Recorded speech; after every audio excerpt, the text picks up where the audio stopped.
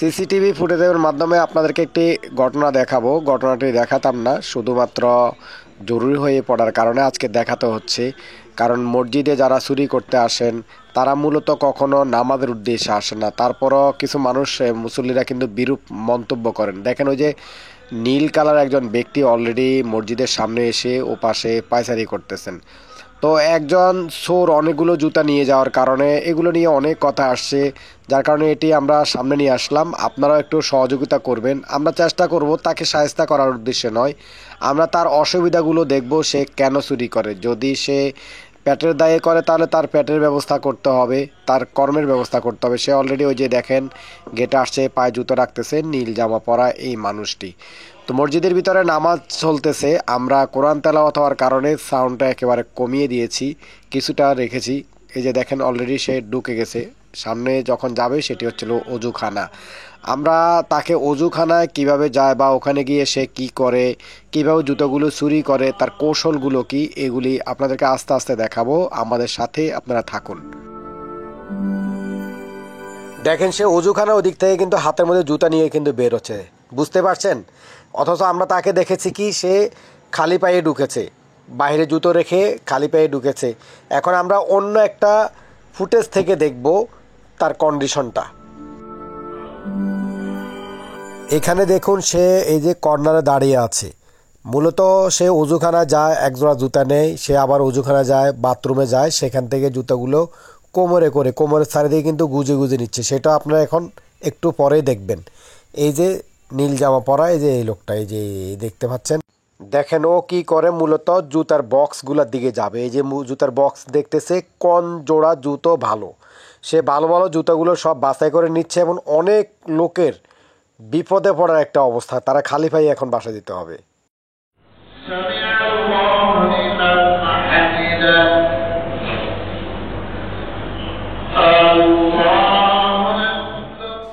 আমরা তাকে দেখেছিলাম যে সে ভিতরে চলে গেছে, এই যে ওখানে জুতা রেখে আসছে কোথাও, অর্থাৎ কোমরের মধ্যে সে জুতাটা ঢুকে আবার অজুখানার দিকে যাচ্ছে।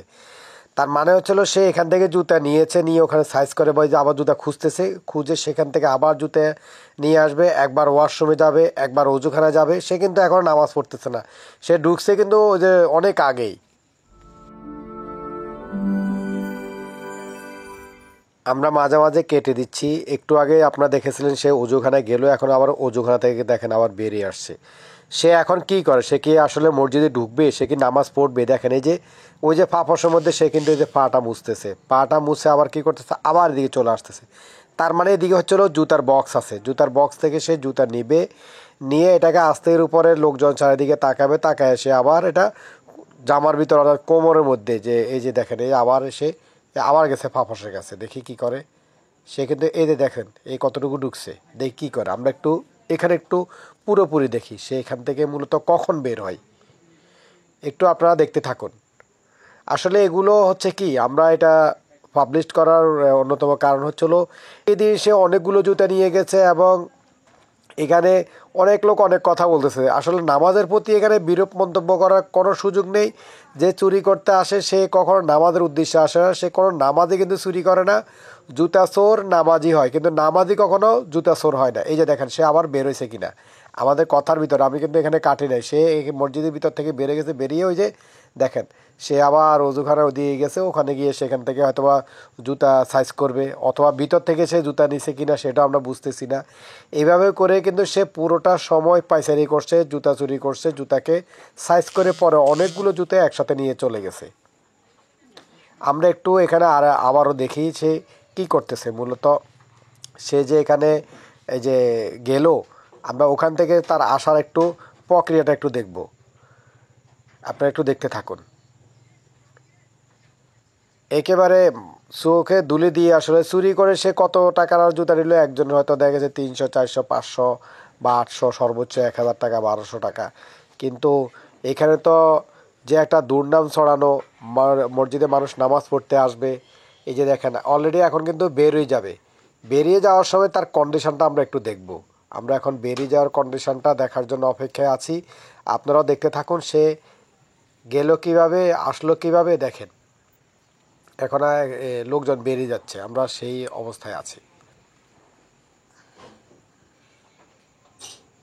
এই যে বেরিয়েছে, দেখছেন এই যে বেরিয়ে যাচ্ছে, এই যে নীল জামা পরা এই যে মানুষটা বেরিয়ে যাচ্ছে।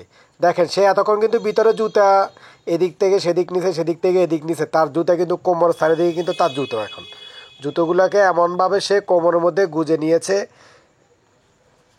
বোঝাই যাচ্ছে না যে তার কোমরের মধ্যে জুতো আছে অনেকগুলো, চারিদিকে সে জুতাটাকে নিয়ে বেড়ে চলে যাচ্ছে।